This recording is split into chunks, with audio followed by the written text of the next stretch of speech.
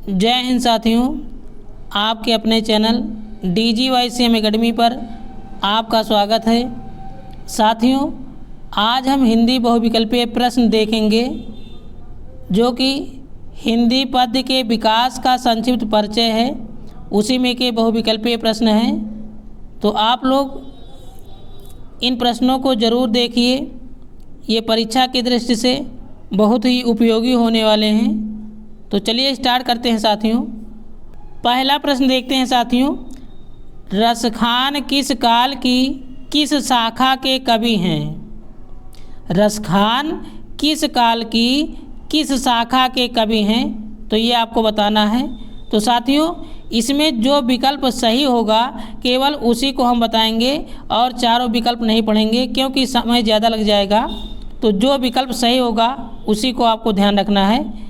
तो यहाँ पर लिखा है रसखान किस काल की किस शाखा के कवि हैं? तो हमारा उत्तर सही हो जाएगा भक्ति काल की सगुण भक्ति शाखा के। तो हमारा उत्तर कौन सा सही हो जाएगा? तीसरा, भक्ति काल की सगुण भक्ति शाखा के। दूसरा विकल्प देखते हैं साथियों। सारंगधर की रचना है। सारंगधर की रचना है तो इसमें कौन सा सही हो जाएगा? हमीर रासो। तीसरा प्रश्न लिखा है निम्न में से रीत काल की कालावधि है कितनी है? तो हमारा इसमें विकल्प पहला सही हो जाएगा 1643 ईस्वी से 1843 ईस्वी तक। क्वेश्चन नंबर 4, निम्न में से रीत काल की मुख्य प्रवृत्तियाँ विशेषताएं कौन सी हैं? आपको क्या बताना है? रीत काल की मुख्य प्रवृत्तियाँ और विशेषताएं कौन हैं, इसको बताना है। तो इसमें विकल्प पढ़ रहे हैं। पहला विकल्प क्या दिया गया है? श्रृंगार रस की प्रधानता है। दूसरा नंबर देखते हैं, काव्य में कला पक्ष की प्रधानता है।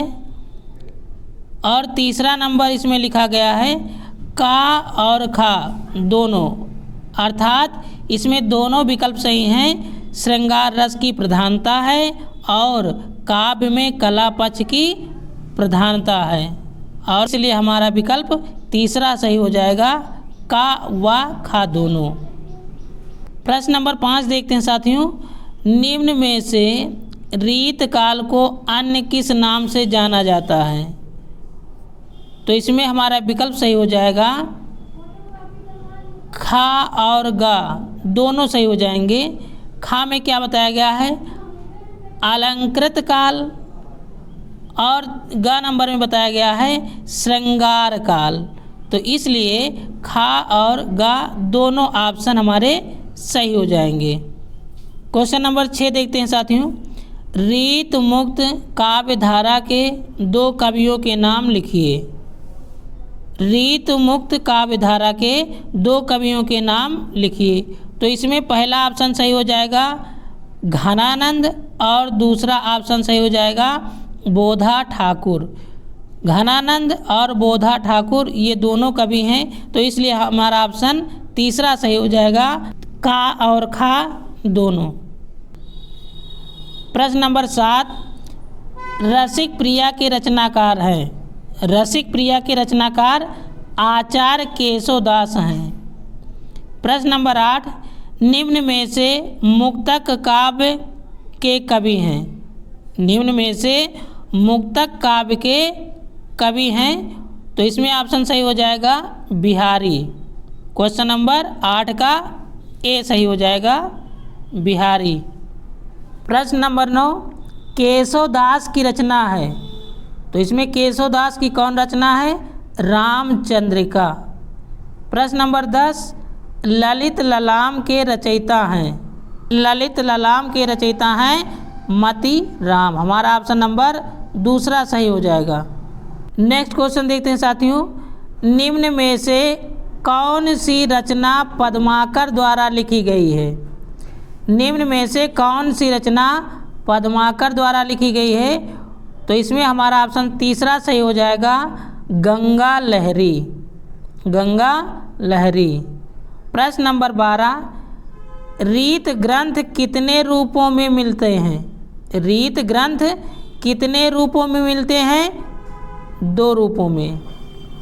प्रश्न नंबर 13, रीत काल के प्रमुख अलंकारवादी आचार्य कवि हैं? कौन कौन से हैं? राजा यशवंत सिंह और केशव दास। तो इसमें हमारा ऑप्शन तीसरा सही हो जाएगा, विकल्प का और खा दोनों। क्वेश्चन नंबर 14, छत्रसाल दशक के रचनाकार हैं? छत्रसाल दशक के रचनाकार हैं भूषण। इसमें हमारा ऑप्शन नंबर 4 सही हो जाएगा, भूषण जी हैं। प्रश्न नंबर 15, निम्न में से रीत काल के प्रमुख 2 कवि कौन से हैं? तो इसमें ऑप्शन सही हो जाएगा पद्माकर और बिहारी। तो इसलिए हमारा विकल्प सही हो जाएगा तीसरा, का और खा दोनों। प्रश्न नंबर 16, गंगा लहरी रचना है? किसकी रचना है? पद्माकर की। प्रश्न नंबर 17, रीत काल के वीर रस के प्रसिद्ध कवि हैं? रीत काल के वीर रस के प्रसिद्ध कवि हैं भूषण जी। विकल्प नंबर तीसरा सही हो जाएगा, भूषण जी। प्रश्न नंबर 18, रामचंद्रिका के रचनाकार हैं? केशव दास। रामचंद्रिका के रचनाकार हैं केशव दास। 19 नंबर देखते हैं, भूषण किस युग के कवि हैं? तो रीत काल। प्रश्न नंबर 20, बिहारी किस युग के कवि हैं? रीत काल के। प्रश्न नंबर 21, केशव दास काव्य धारा के कवि हैं? किस काव्य धारा के कवि हैं? रीतबद्ध काव्य धारा के कवि हैं। तो इसमें हमारा विकल्प सही हो जाएगा पहला, रीतबद्ध। 22 नंबर देखते हैं साथियों, रीत काल की रचना है? तो रीत काल की रचना कौन है इसमें से? तो रामचंद्रिका। चौथा ऑप्शन सही हो जाएगा, रामचंद्रिका। प्रश्न नंबर 23 देखते हैं साथियों, रीतकालीन कवि हैं? तो रीतकालीन कवि पद्माकर जी हैं। इसमें हमारा ऑप्शन तीसरा सही हो जाएगा। 24 नंबर देखते हैं, आधुनिक काल की समय अवधि है? तो कितनी है? 1843 ईस्वी से वर्तमान तक। तो हमारा विकल्प चौथा सही हो जाएगा।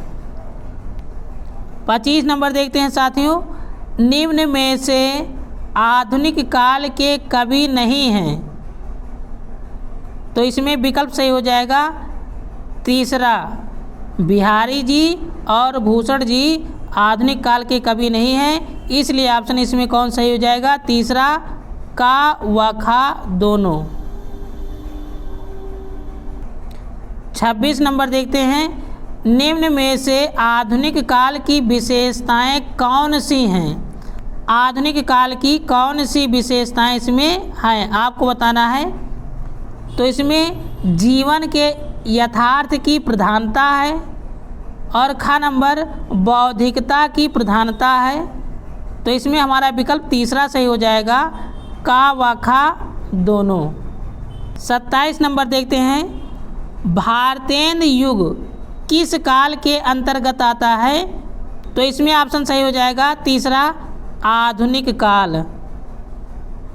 प्रश्न नंबर 28 देखते हैं साथियों, अद्भुत आलाप के कवि हैं? अद्भुत आलाप के कवि हैं महावीर प्रसाद द्विवेदी जी। 29 नंबर देखते हैं, निम्न में से आधुनिक काल के अन्य नाम हैं? तो कौन कौन से नाम हैं? पुनर्जागरण काल, नवीन विकास काल और गद्य काल। ये तीनों ऑप्शन इसमें सही हैं। तो क्या यहाँ पर हो जाएगा? ये सभी। इस क्वेश्चन देखते हैं साथियों, द्विवेदी युग का प्रसिद्ध कवि है मैथिली शरण गुप्त। साकेत महाकाव्य की रचना किसने की? तो इसका आंसर सही हो जाएगा मैथिली शरण गुप्त। नेक्स्ट क्वेश्चन देखते हैं साथियों। छायावादी युग के प्रमुख लेखक हैं राम कुमार वर्मा। अगला क्वेश्चन देखते हैं। राम कुमार वर्मा द्वारा रचित प्रबंध काव्य है उत्तरायण। क्वेश्चन नंबर 34 का तीसरा सही हो जाएगा उत्तरायण। 35 देखते हैं। कुमकुम किस विधा की रचना है? तो इसमें विकल्प सही हो जाएगा पहला कविता संग्रह। प्रश्न नंबर 36 देखते हैं साथियों। छायावाद के आस्थावादी कवि हैं हरिवंश राय बच्चन जी। तो इसमें हमारा विकल्प दूसरा सही हो जाएगा हरिवंश राय बच्चन जी। 37 नंबर देखते हैं। प्रगतिवादी युग की दो प्रवृत्तियां अर्थात विशेषताएं कौन सी हैं? तो इसमें मानवतावादी प्रवृत्ति है और घ नंबर में विद्रोह एवं क्रांति की भावना। ये दोनों विकल्प हमारे सही हो जाएंगे। मानवतावादी प्रवृत्ति एवं विद्रोह एवं क्रांति की भावना। प्रश्न नंबर 38। निम्न में से छायावाद की दो प्रवृत्ति अर्थात विशेषताएं कौन हैं, इसको बताना है। तो इसमें विकल्प तीसरा और चौथा सही हो जाएगा श्रृंगार और प्रेम वेदना, और चौथा नंबर प्रकृति का मानवीकरण। ये दोनों ऑप्शन सही हो जाएंगे। नेक्स्ट क्वेश्चन देखते हैं साथियों। प्रगतिवादी युग की कालावधि है। तो इसमें ऑप्शन सही हो जाएगा पहला 1936 ईस्वी से 1943 ईस्वी तक। 40 नंबर देखते हैं। प्रयोगवादी युग की कालावधि है। यहाँ पर प्रगतिवादी है और यहाँ पर प्रयोगवादी है। तो प्रयोगवादी युग की कालावधि है। तो इसमें ऑप्शन सही हो जाएगा 1943 ईस्वी से 1953 ईस्वी तक। 41 नंबर देखते हैं। निम्न में से छायावाद युग का कवि है। विकल्प हमारा पहला सही हो जाएगा सुमित्रानंदन पंत। नेक्स्ट क्वेश्चन देखते हैं। नई कविता की प्रमुख विशेषता कौन सी है? तो विकल्प पहला सही हो जाएगा बौद्धिकता की प्रधानता। प्रश्न नंबर 43। पलाश वन के रचनाकार हैं। पलाश वन के रचनाकार हैं नरेंद्र शर्मा जी। दूसरा विकल्प सही हो जाएगा।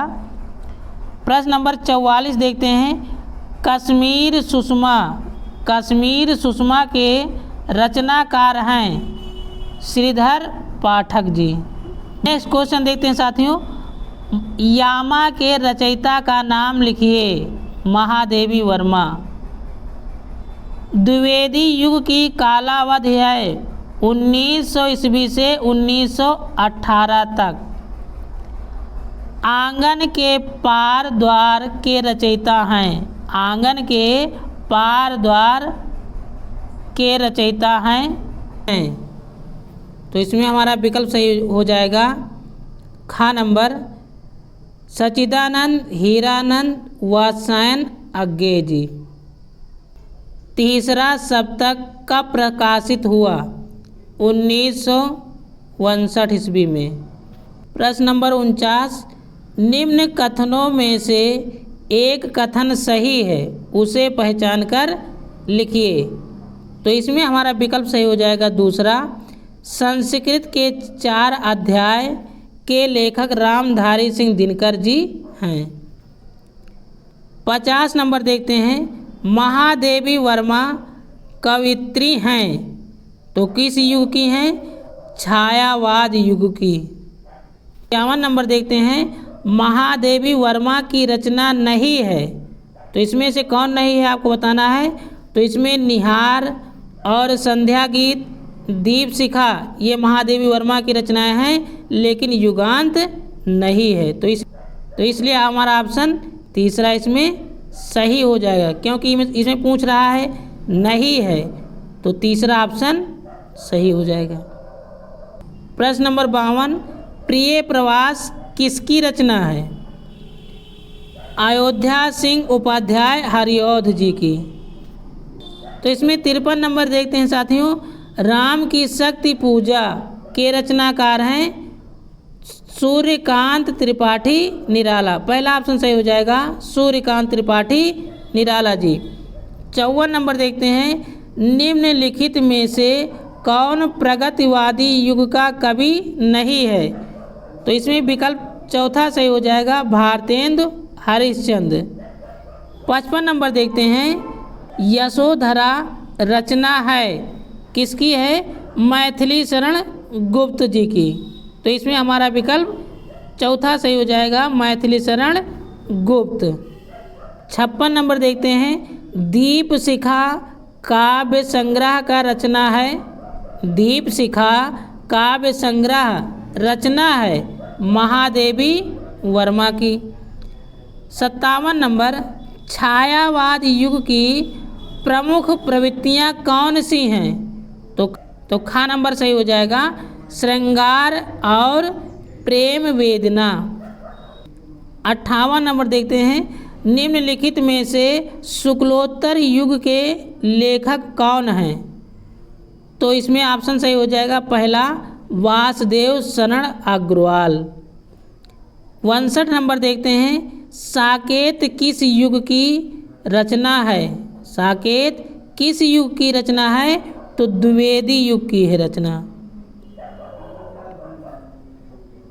60 नंबर देखते हैं, लोकायतन के रचनाकार हैं। तो इसमें ऑप्शन सही हो जाएगा, सुमित्रानंदन पंत।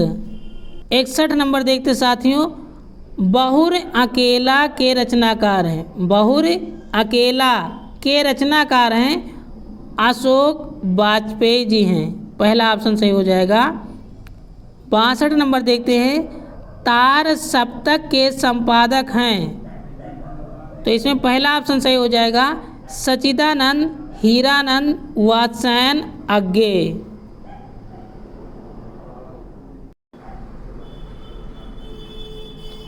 63 नंबर देखते हैं, सुमित्रानंदन पंत की रचना है। तो इसमें से कौन विकल्प सही हो जाएगा? दूसरा विकल्प सही हो जाएगा, युगवाणी। क्या हो जाएगा? युगवाणी। तो साथियों, आज का ये मेरा वीडियो आप लोगों को कैसा लगा कमेंट के माध्यम से ज़रूर बताइए। यदि हाँ आपको मेरा वीडियो पसंद आया है तो चैनल को भी सब्सक्राइब कर दीजिए, और पूरा वीडियो देखने के लिए आपका बहुत बहुत धन्यवाद।